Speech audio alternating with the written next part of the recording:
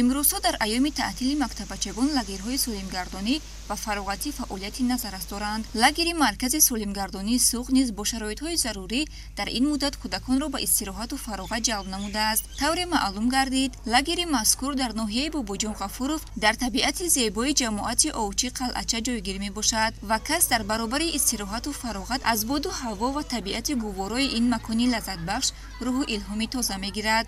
тибқи иттилоъ дар истироҳатгоҳ барои бозии кӯдакон майдончаҳои футбол, волейбол, баскетбол, тенниси рӯи миз, китобхона, толори чорабиниҳои фарҳангӣ, ҳавзи шиноварӣ ва ошхона мавҷуд мебошад. бояд гуфт ки лагери солимгардонии Суғд се бастро дар бар мегирад ки басти аввал аз 18 июни соли ҷорӣ оғоз гардидааст. ҳоло бошад басти дуюми истироҳатгоҳ ҷараён дорад ки дар он 225 нафар истироҳаткунанда ба фароғат ҷалб гардидаанд. аз ин шумора 67 нафарашонро духтарон ва боқимондаашро бошад писарон ташкил медиҳанд.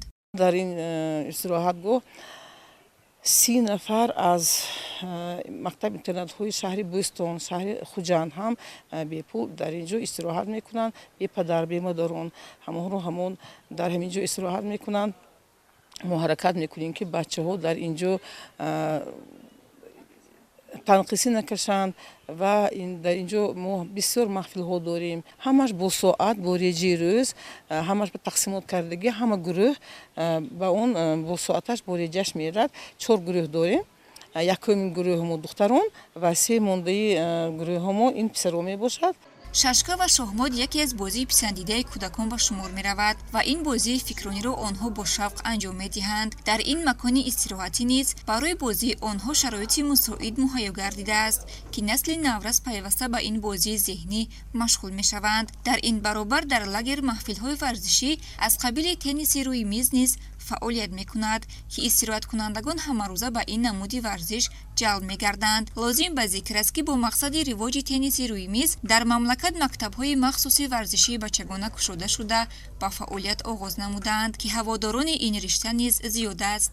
طول یک سال میشه وقتی به این لاگری سالمگردانی مرکز سالمگردانی سوغد میآیم.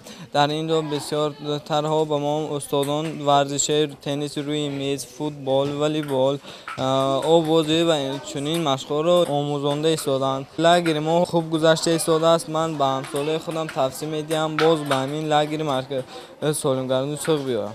бояд тазаккур дод ки ғизои дуруст ба инкишофи мӯътадили ҷисмонию фикрии кӯдакону наврасон мусоидат мекунад. онҳо бояд мувофиқи талаботи ба моддаҳои ғизонок доштаи организм, инчунин аз рӯи таносуби дурусти байни моддаҳои ғизоӣ хӯрок истеъмол намоянд. дар маркази солимгардонии Суғд низ ба ғизои дурусти истироҳаткунандагон аҳамияти махсус зоҳир намуда дар ин мавсим онҳоро бо хӯрокҳои серғизо ва афшураҳои мевагӣ таъмин менамоянд.